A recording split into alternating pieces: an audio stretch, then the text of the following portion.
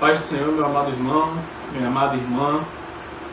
Como de costume, estamos em nossa quinta-feira, podendo estar nesse trabalho e agradecendo ao nosso Deus, por mais um dia e por termos esse privilégio de, mesmo distante, estarmos juntos cultuando nesse momento.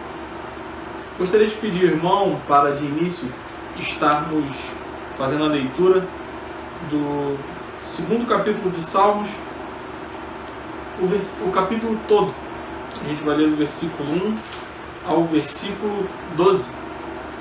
E, irmãos, eu faço um convite nesse momento, mesmo com toda essa distância, mesmo com todas essas circunstâncias que estamos vivendo há bastante tempo, que você possa verdadeiramente pedir ao Senhor a direção nesse momento, desse nosso trabalho.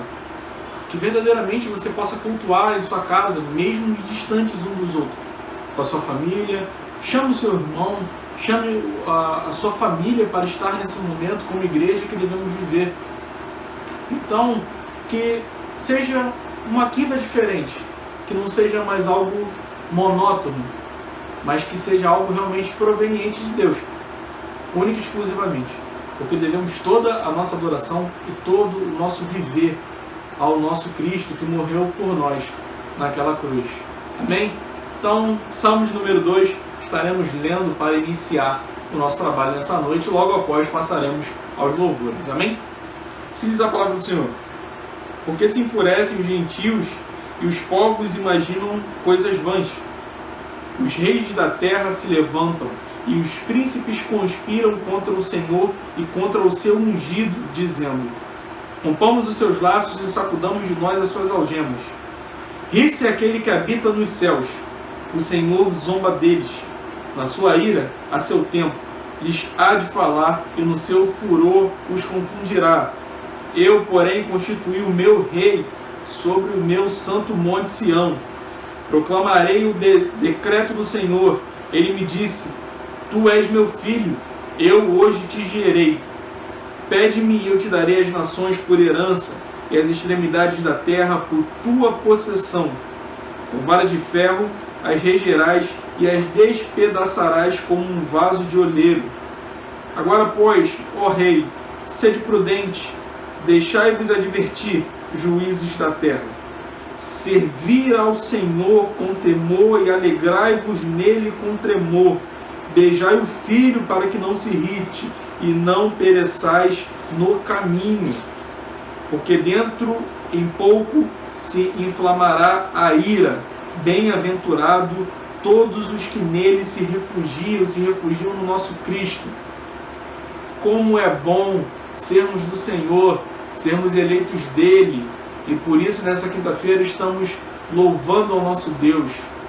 Mesmo nessa pandemia, mesmo com tudo, estamos aqui para render louvor e graça somente a Ele.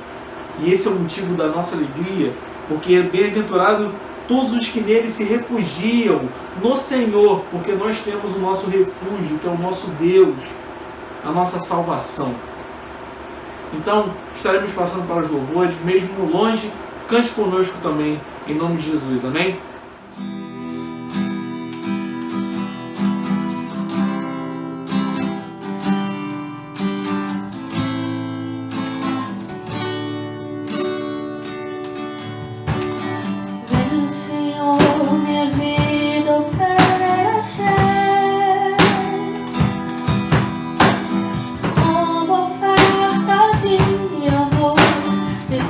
Sacrifício.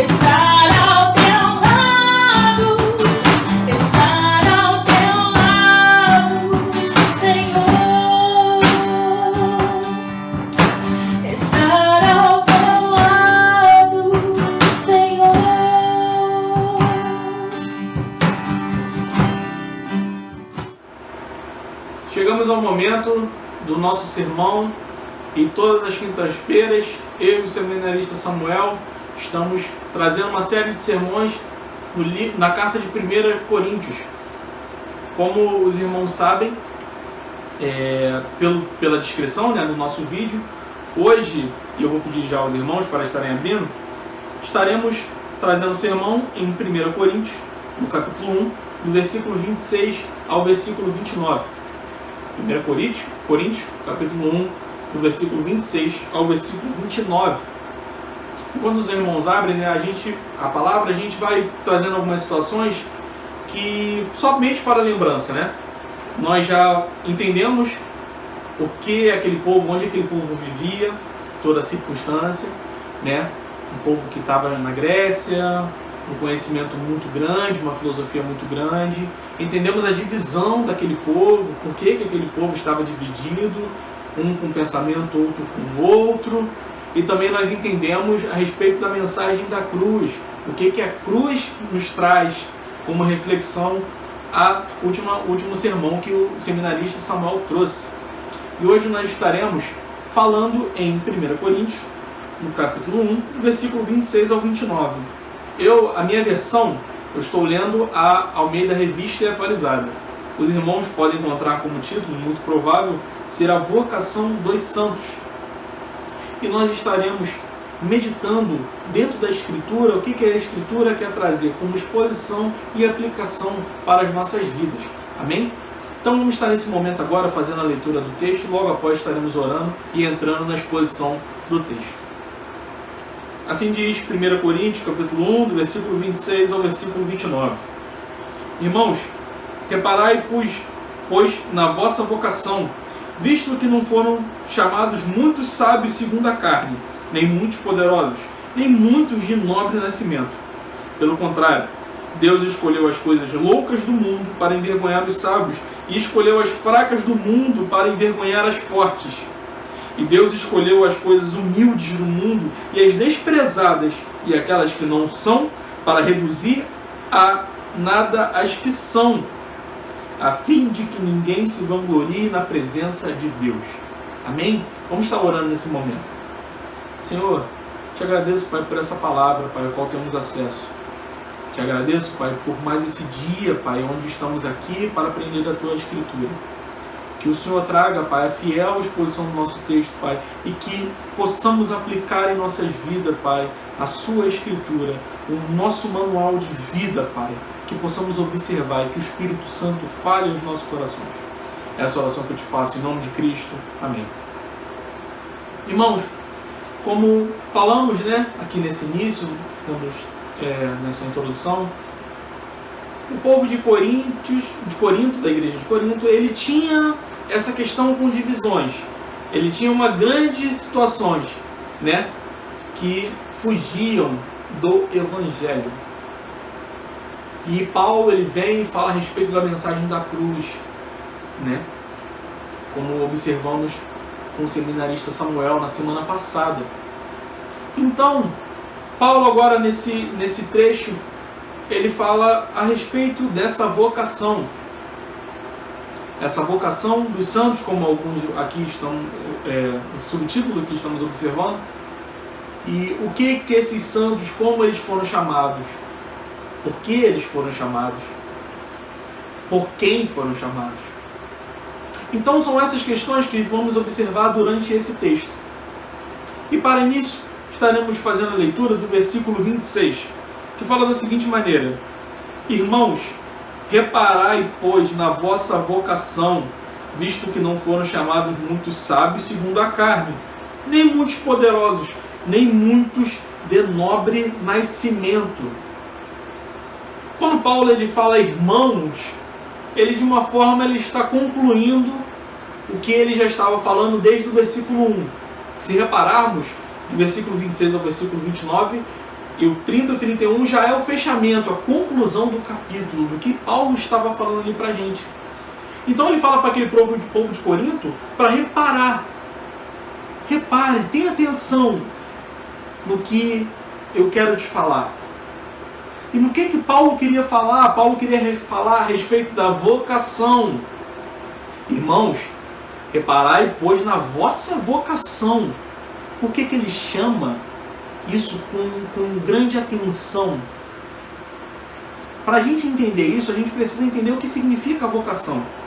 A vocação é o ato da graça de Deus, pelo qual o Senhor convida os pecadores a aceitarem a salvação que é oferecida em Cristo Jesus. Ou seja, é um ato da graça de Deus para com o eleito. Ou seja, a gente observa que é o Senhor que faz o ato. Não somos nós, com algum poder, alguma eficácia, que chegaremos ao Senhor. Mas não, é um ato da graça do Senhor para com aquele povo. Para quê? Um convite à salvação. Ou seja, aquele povo que era pecador, agora é convidado. E é o Senhor que chama a aceitarem esse evangelho, essa graça. Se observarmos nos versículos que falam a respeito da mensagem da cruz, a gente observa a salvação em Cristo Jesus, que é loucura. E a gente vai verificar dentro de todo o texto isso. E por que Paulo está falando? Porque Paulo sabia daquele povo, o que aquele povo estava fazendo, a prática daquele povo. Mas quando a gente estuda dentro de teologia a respeito da vocação, nós estudamos também junto a respeito da regeneração, que é a nova vida, é o princípio da nova vida em Cristo Jesus. É o Senhor que opera, o Senhor dá uma nova vida para aquele povo e a velha criatura fica para trás, esquecendo dessas circunstâncias, esquecendo que vivia sob o domínio do pecado. E agora eles vivem para Cristo. Eles vivem para Cristo, como Paulo também tinha esse entendimento, e Paulo colocava isso como uma verdade absoluta, que eles deveriam viver somente para o Senhor. Então por que a ênfase, a atenção? Reparai na vossa vocação, porque é o Senhor que te chamou. E agora vocês são nova criatura a partir de Cristo. E vocês devem observar o chamado sobre a vida de vocês. Porque uma vez eles ouviram a palavra do Senhor através de Paulo e o Espírito Santo o convenceu. E eles foram chamados. Eles agora são regenerados. E como regenerados, eles devem viver para a glória de Cristo. E também essa vocação, no versículo a gente vai seguir e vai falar que não foram muitos sábios segundo a carne, não é? Nem muitos poderosos, nem muitos de nobre nascimento. A gente sabe, né, como um contexto, como uma cidade grega, a sabedoria era muito influente, né? Algo aparente. Então, quando ele fala a respeito que não foram muitos sábios, chamado segundo a carne, esse carne no original, ele traz um significado de meramente externo, meramente aparente, em oposição ao que é espiritual ou real. Ou seja, aquela pessoa poderia aparentar sabedoria, mas de fato nós entendemos que a sabedoria provém de Deus e o conhecimento dele. Então, ele continua, nem de muitos poderosos. Dificilmente ali naquela região da Grécia antigamente, né, como o Império Romano ativo naquele local, haveriam poderosos, então também não era por isso. Nem de muitos de nobre nascimento, nem uma linhagem real seriam eles chamados. Mas não. Era diferente. Tinha algo diferente. O Senhor chamou pessoas diferentes. E a gente vai estar observando, através dos versículos, essa questão. Porque naquele mundo era compreensível, e até hoje nos nossos dias, é compreensível que quem tem muita mais sabedoria vai adquirir algo pela sua própria vontade ou algo parecido. Mas para alcançarmos a salvação em Cristo, necessitamos da nossa fé, dessa graça, como podemos observar em Efésios. Não à toa, o Evangelho já me fala isso. Em João, no capítulo 7, os fariseus, querendo matar Jesus, chegam ao povo e perguntam: algum de nós creu nele? Então por que vocês vão crer? Como detentores do total conhecimento? Não, eu possuo conhecimento. Então por que eu vou crer nele? Por que você vai crer, se eu não creio? E na verdade não é assim que o Evangelho vive. O Evangelho é uma outra realidade. O Evangelho é o próprio Deus derrubando os falsos padrões do mundo. Deus, ele destroça o orgulho humano. É exatamente por isso que o versículo, por isso que Paulo fala que não muitos sábios, não muitos poderosos, não de muito de nobre conhecimento. Mas é porque ele chamou aquele povo e nos chamou. Aplicando para os nossos dias, a gente consegue observar um evangelho que destoa muito disso. Um evangelho que coloca no alto, né? É um alto padrão.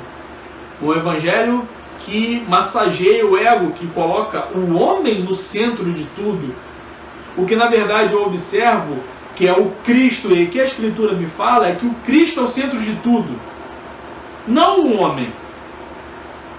Porque do homem nada tem de bom. Mas somente no Cristo e na ação poderosa de Cristo sobre a vida daquele povo e sobre a nossa vida. Então não seria através de sábios, não seria através de poderosos, nem de nobre conhecimento. Não. Mas ele vai continuar e ele vai falando no versículo 27.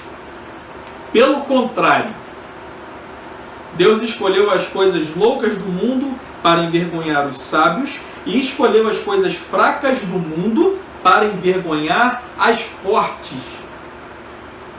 Ou seja, pelo contrário, não é isso não. O que Deus escolhe é fora do padrão do mundo. É realmente uma coisa assim que o mundo se assusta. Não é à toa que ele acha que é loucura, né? Como o texto fala, Deus escolheu as coisas loucas do mundo para envergonhar os sábios. Na Escritura mesmo, no livro de Atos, nós podemos observar quando Paulo ele prega ao povo de Atenas. Tudo estava correndo muito bem. A pregação do Evangelho, e eles estavam entendendo. Até que Paulo fala a respeito da ressurreição de Cristo, o que eles não acreditavam. E a partir dali eles saem completamente. Ou seja, confiaram muito no seu intelecto, na sua sabedoria. Então, Deus escolheu as coisas loucas do mundo, que para alguns seria muita loucura, a pregação de Cristo. Seria a cruz de Cristo um grande problema. O Filho de Deus morrer na cruz? Pelos eleitos? Como isso? Que coisa mais louca! Para eles é uma coisa louca, mas para nós é tudo, é o Evangelho, é o poder para a salvação, é Cristo sobre as nossas vidas. Não é conforme rege o mundo, o conhecimento mundano, mas não. Deus escolheu as coisas loucas do mundo para envergonhar os sábios. Reverteu todo o conhecimento que aquele povo daquela época, que o mundo hoje em dia continua tendo. Não. Quantos de nós já ouvimos? Não. Não. Isso para mim, Cristo, isso e não. Quantas vezes já ouvimos isso ao evangelizar? Quantas vezes nós já vimos as pessoas tratar com deboche do Evangelho? Quantas vezes? Mas para nós que somos eleitos, nós entendemos que é o poder para a salvação. É essa vocação que eu entendo, porque foi Ele que me chamou. E o versículo ele continua: escolheu as coisas fracas do mundo para envergonhar as fortes. Então esse forte, por que esse forte? Porque eles confiavam no seu intelecto. O que se acham forte, na verdade não são fortes. Ora, será que o conhecimento de Deus é menor que o nosso? Principalmente quando a gente observa em Jó, nós entendemos ali em Jó 38, nós observamos quem criou o mundo. Quem criou o mundo, quem tem o conhecimento de tudo, é o Senhor. Mas o ser humano, caído no pecado, ele acha que ele é forte, que ele é superior ao seu Deus. O que na verdade ele não é. Porque toda a sabedoria provém do Senhor. Então ele escolhe as coisas fracas do mundo, a que não tem tanta influência. Aquela que o povo renega.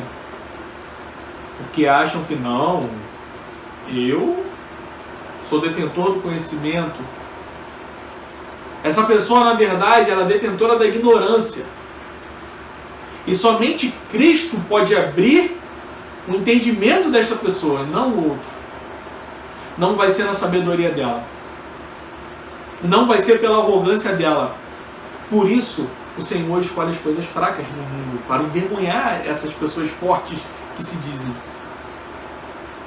Porque imagina na cabeça deles: não, o Senhor vai me escolher, lógico. Olha meu nível de conhecimento, olha meu nível de intelecto. Olha como eu faço boas coisas. Então, dentro desse contexto, nós temos a continuação, que é o versículo 28,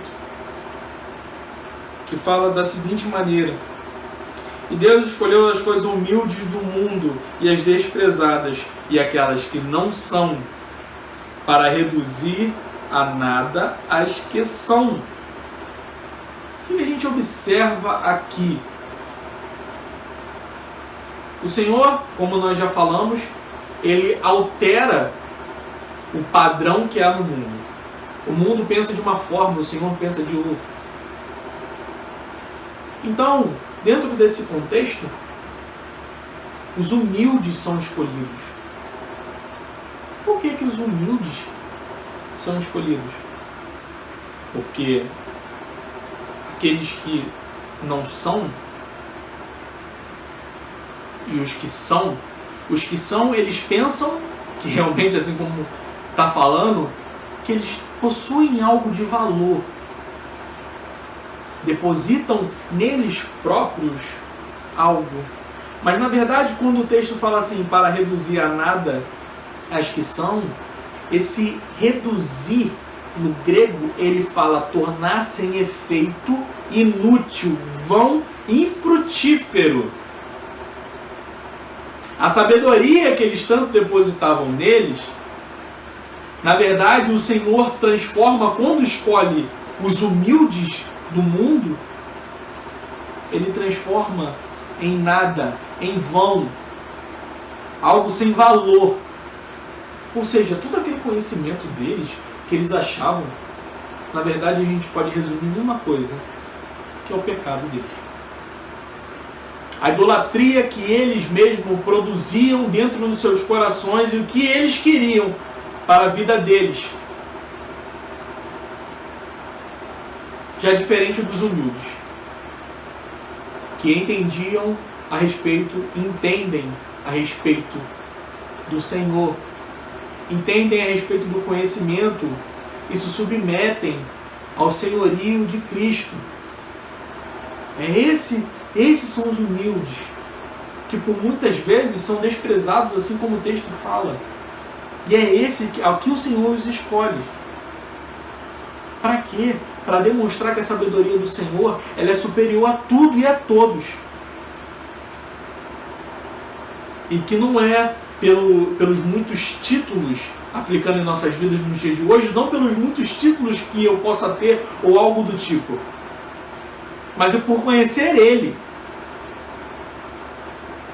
Por conhecer Ele, é sim que eu devo me gloriar.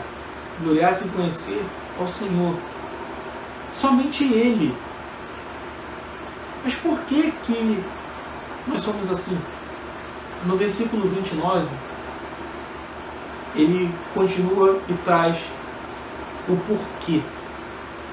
A fim de que ninguém se vanglorie na presença de Deus. Por que nós não iremos e não devemos nos vangloriar? Antes a gente precisa entender que esse vanglorie, no grego, ele fala exatamente por plena confiança em si próprio. Achar que pela força do seu próprio braço, ele tinha algo a oferecer, algo para se gabar perante o Senhor. O que na verdade, nada disso, absolutamente nada disso, é motivo de glória. Por que não é motivo de glória? Porque sem a ação do Espírito Santo, sem a regeneração, sem a vocação, toda a atitude do homem, irmão, preste bastante atenção, ela é podre, porque ela é pecado. Literalmente.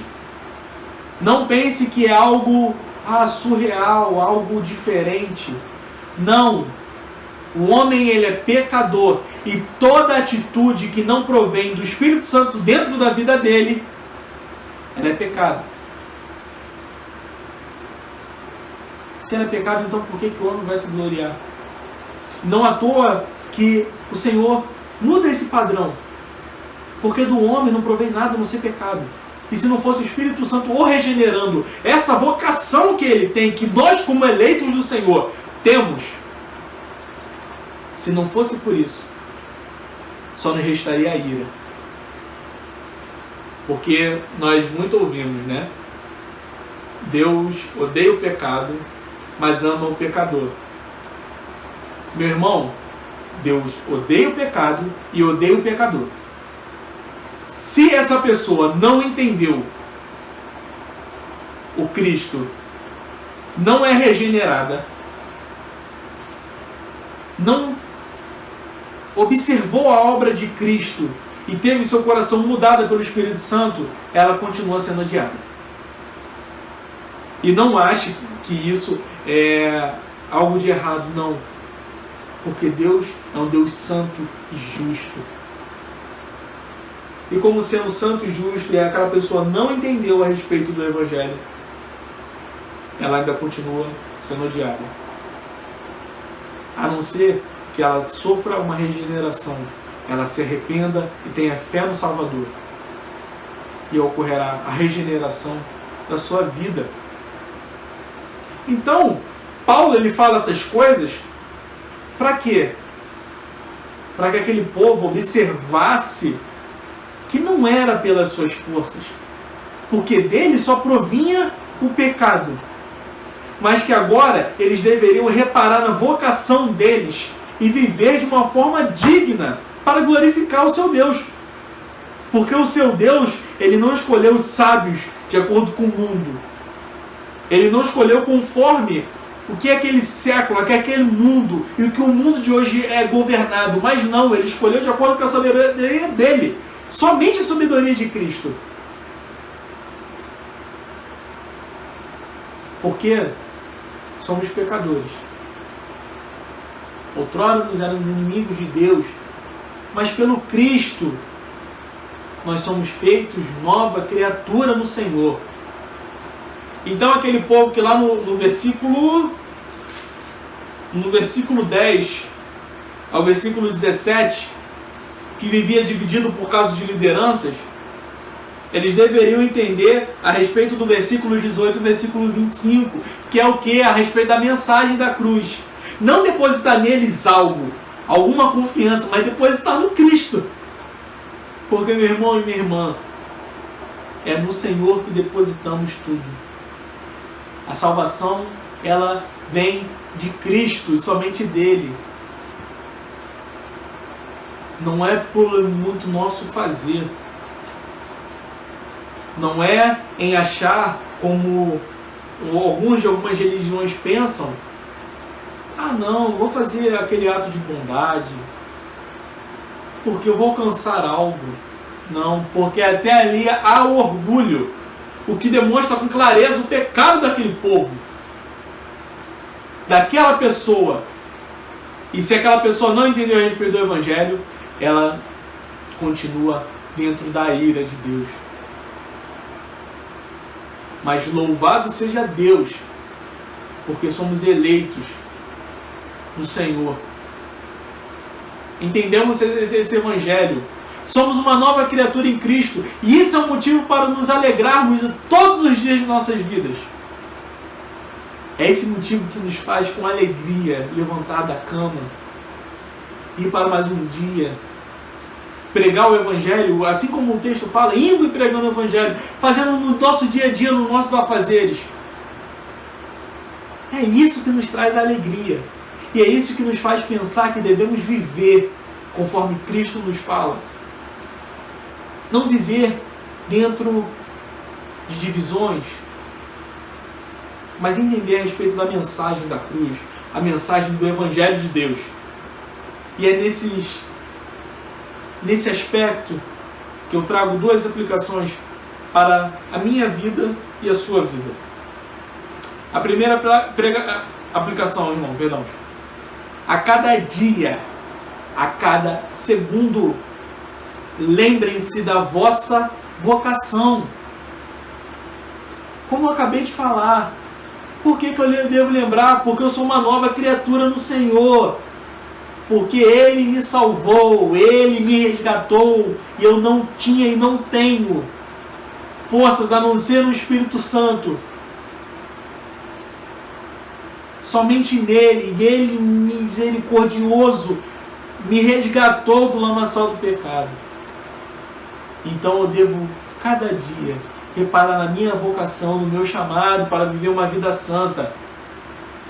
Porque pelas nossas obras nós não conseguimos chegar à santificação. Mas o Senhor nos capacita através do Espírito Santo, através de quando praticamos as disciplinas espirituais, como oração, como estudo da palavra. Nosso manual de vida, como é bom termos. Se não repararmos a cada dia nisso, na nossa vocação, na nossa salvação, como iremos viver para a glória de Deus?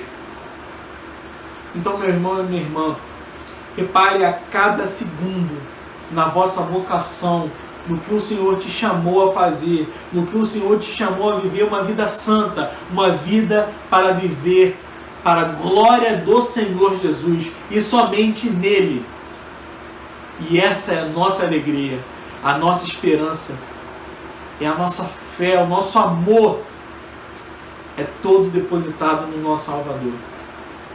E a segunda aplicação: não coloque sua sabedoria como superior. Antes, se glorie no Senhor que lhe deu a vida.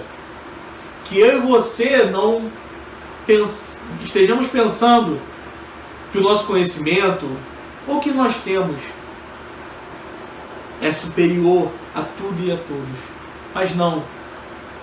Com submissão ao nosso Deus, pedindo a misericórdia e a graça deles constantemente, que possamos nos gloriar naquele que nos deu a vida, porque vivíamos em morte.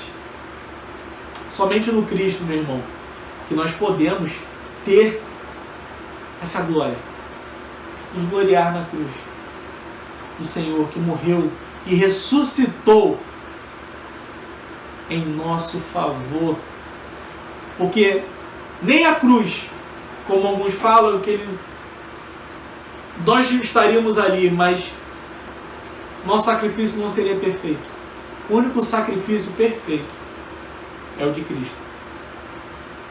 Ele é a pessoa certa, correta e a única que poderia satisfazer a ira do Senhor que caiu sobre ele. Então, por que dessa segunda aplicação de gloriar-se no Senhor? Porque a graça de Deus apresentada na morte de Cristo pelos pecadores eliminou toda a pretensão humana e a autossuficiência. Somos submissos a Ele em todos os aspectos, em tudo o que fazemos e vivemos. Não à toa que Paulo fala: quer comais, quer bebais, façai tudo para a glória de Deus, porque Ele nos escolheu. Ele não escolheu a sabedoria humana, não, mas através da sua sabedoria Ele decidiu nos escolher, e que vivamos para a glória do nosso Senhor Jesus Cristo, que a cada segundo possamos observar a nossa vocação e no que Ele chamou. Que o Senhor te abençoe e te guarde. Vamos estar nesse momento orando para terminarmos o nosso trabalho. Eu espero que essa palavra fale ao seu coração, assim como falou ao meu, e que logo estaremos juntos, congregando como irmãos. Eu gostaria de aproveitar nesse momento e fazer um convite aos irmãos que estão de fora ou que não congregam em alguma igreja, que nos observam aqui no YouTube, que estão conosco, que ao voltarmos, faça uma visita, esteja conosco, adorando ao nosso Salvador, que possamos juntos, como igreja eleita do Senhor, estar vivendo para a glória dEle, estarmos cultuando juntamente com nossos irmãos, cultuando ao nosso Deus. Vamos estar orando para encerrarmos o nosso trabalho, amém? Senhor, te agradecemos, Pai, por essa salvação que chegou em nossas vidas. Se não fosse o Cristo, Pai, o que seríamos de nós? Seria a condenação, Pai. Então te agradecemos, Pai, pela sua graça, por essa maravilhosa graça em Cristo Jesus, que nos restaura, que nos regenera e nos dá uma nova vida. Somos uma nova criatura em Jesus e somos guiados pelo seu Filho através da vocação que o Senhor nos deu. Então, Pai, que possamos viver de acordo com a vocação que o Senhor nos determinou, viver para a sua glória, e que possamos juntos, como Igreja Congregacional do Catiri, Igreja Santa do Senhor, resplandecer o seu Evangelho. Perdoa os nossos pecados, Senhor. Nos abençoe nessa semana, Pai. Que juntos possamos, mesmo longe, estarmos no domingo, naquele momento, escola dominical e no momento de culto à noite. Que possamos juntos estarmos unidos para a sua glória e somente a sua glória. Perdoa os nossos pecados, Senhor. E que o seu Espírito Santo nos conduza para vivermos uma vida santa. Em nome de Cristo Jesus, amém. Que o Senhor te abençoe e te guarde. Amém, meu irmão? Fique com Deus.